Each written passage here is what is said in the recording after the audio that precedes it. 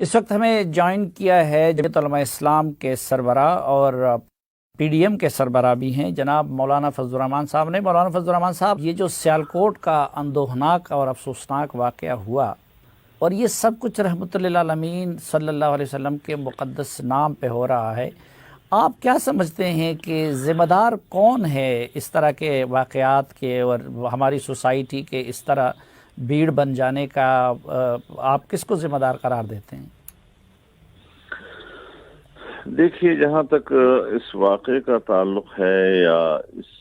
سے ملتے جلتے جو بھی واقعات اب تک ہوئے ہیں، یہ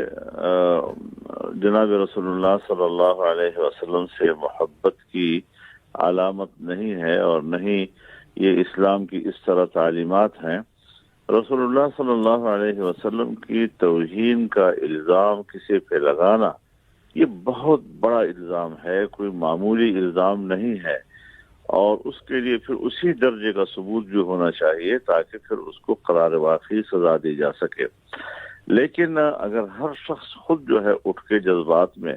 اور کہے کہ میں نے حب رسول میں ایسا کیا ہے، تو اسی سے پھر انارکی پیدا ہوتی ہے، اسی سے مشکلات، اور ہر ایک کے اپنے اپنے معیارات ہوتے ہیں، اور وہ ہر ایک اپنے معیار پر اقدامات کرتا ہے، جس سے کہ نظم و ضبط ٹوٹ جاتا ہے۔ تو نظم ریاست کے ہاتھ میں ہوتا ہے، جو قانون کو نافذ کرنے کا اختیار رکھتا ہے، معاملہ اس کے پاس جانا چاہیے، اور ہمارا آئین جو ہے وہ جناب رسول اللہ صلی اللہ علیہ وسلم کے ناموس کے تحفظ کی ضمانت مہیا کرتا ہے، اور انسداد توہین رسالت کا باقاعدہ ایک آئینی ایک آئینی فیصلہ موجود ہے اس حوالے سے۔ تو چونکہ ہمارے ہاں مشکل یہ ہے، یعنی مسئلے کا میں ایک دوسرا پہلو آپ کے سامنے عرض کرنا چاہتا ہوں کہ ریاست اس حوالے سے کوتاہی کرتی ہے۔ ماضی میں کتنے واقعات ہوئے کہ جس میں ریاست نے بالکل یعنی ایسے فیصلے دے دیے کہ جس سے کہ اشتعال پیدا ہونا اور عوامی حلقوں میں اس کے خلاف ایک رد عمل آنا ایک فطری چیز ہو جاتی ہے۔ تو اس حوالے سے جی مثلاً کس طرح کے اقدامات یا فیصلے؟ جس طرح ہم نے ناموس رسالت کی توہین کے مرتکب لوگوں کو جس طرح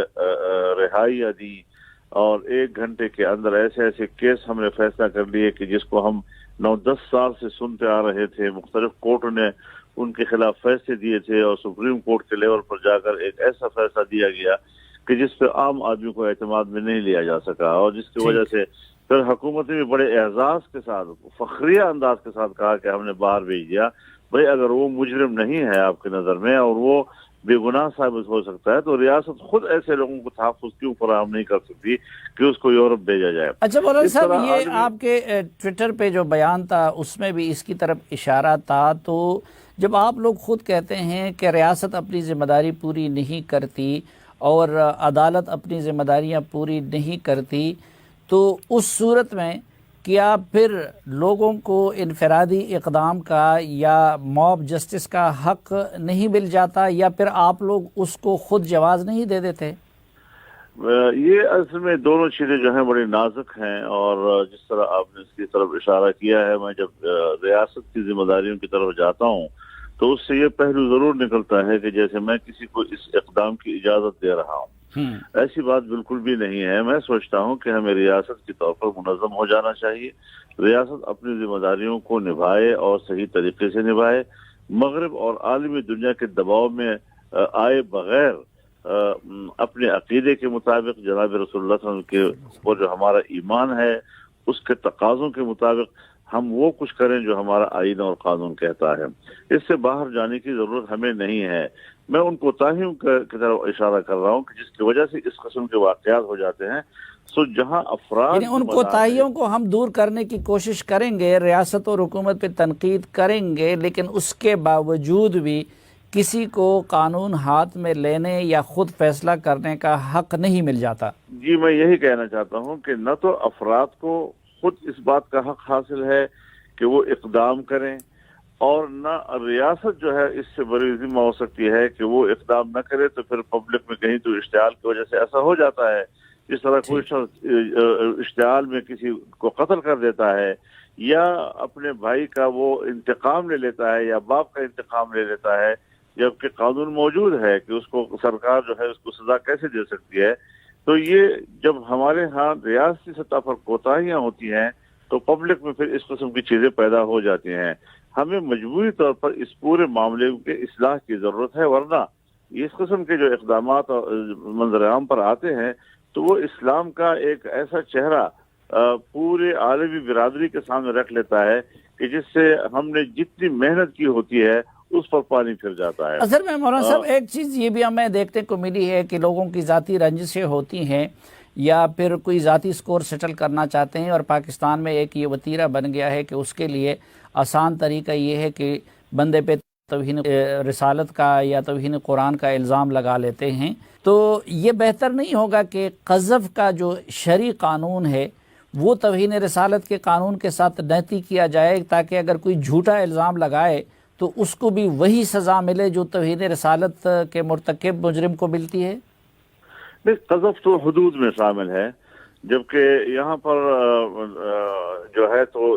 فقہا کے آراء کو دیکھنا پڑے گا، ان کے اجتہاد کو دیکھنا پڑے گا کہ توہین رسالت کے مرتکب کو جب ثابت ہو جائے کہ اس نے توہین کی ہے تو اس کو جو سزا دی جائے گی وہ ارتداد کی بنیاد پر دی جائے گی یا یہ کہ حد کی بنیاد پر دی جائے گی۔ تو وہاں پر ہمیں اپنے اسلامی نظریاتی کونسل کی طرف بھی رجوع کرنا چاہیے تاکہ ہم اس بات کا تعین کر سکیں کہ ایسی صورت میں ہمیں کیا کرنا چاہیے۔ وہاں پر تمام علماء، تمام مکاتب فکر کے لوگ موجود ہوتے ہیں اور وہاں ایک ایسا اتفاق رائے پیدا کر لیا جاتا ہے جو پبلک کے لیے بھی بعد میں قابل قبول ہوتا ہے۔ اگر اس طرح ہم ایک ایک اپنی رائے دیتے رہیں، لیکن یہ ہے کہ حد و تعزیر میں فرق ہونا چاہیے، اور یہ کہ حد اور قصاص میں